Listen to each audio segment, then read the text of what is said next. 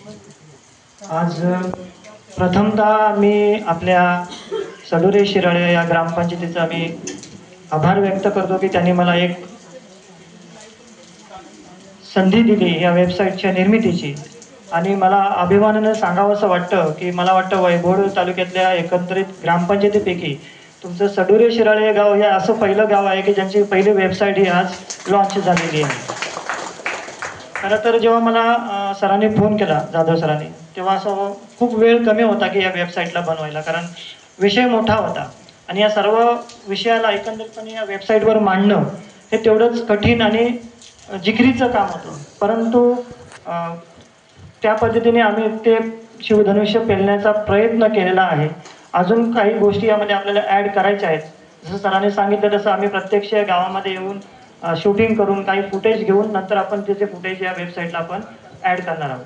तर ही वेबसाईट काय आहे, तर ह्या वेबसाईटचं महत्त्व तुम्हाला सांगण्याचा एवढा उद्देश आहे की या वेबसाईटच्या माध्यमातून तुमची ग्रामपंचायत आणि तुमची गाव या तुमच्या गावाची ओळख आज जगापर्यंत पोचणार आहे. कारण या वेबसाईटच्या माध्यमातून जगातल्या कुठल्याही कोपऱ्यातून, कुठल्याही गावातून, कुठल्याही देशातून एका क्लिकवर तुमची गाव, तुमच्या गावाचे ॲक्टिव्हिटीज, तुमच्या गावातलं सौंदर्य, तुमच्या गावाचं पर्यटन आणि जसं सरांनी सांगितलं होतं मध्ये मला की या गावातले असणारे स्थानिक उद्योग किंवा स्थानिक वस्तू ह्या जगाच्या कानाकोपऱ्यात पोचायला याच्यामुळे मदत होणार आहे.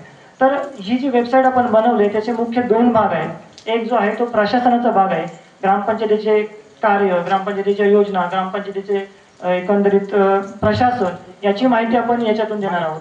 त्याशिवाय दुसरा जो मुख्य भाग आहे तो आहे या ग्रामपंचायतीचा कार्यक्षेत्रात येणाऱ्या सडोरे शिराळे गावाच्या पर्यटनाचा.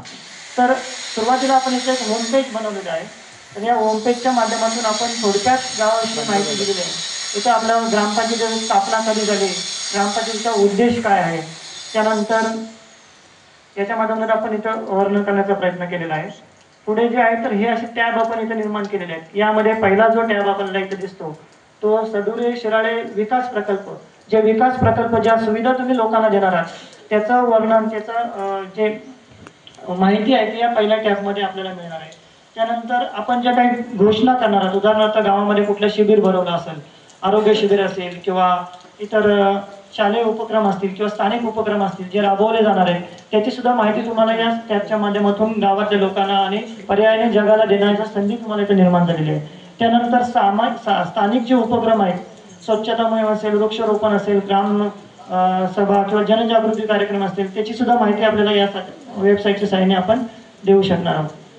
त्यानंतर कसं असतं की वेबसाईटमध्ये आपल्याला